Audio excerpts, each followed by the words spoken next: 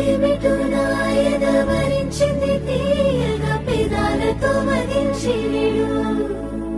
నీ మీసమే మురిసింది ముత్తుల బాకుల మరింతగా సుఖించిడు మోముకు కాళ్లకు నునులెత వేళ్లకు పూలతో దిష్టి తీయరా కందుల తోటలో పూచిన జాబిలి నీవని హత్తుకుందునా ఏ అంబరం కాంచని ప్రేమైనాది చెలి ఏ ఆయుధం పెంచని కౌగిలి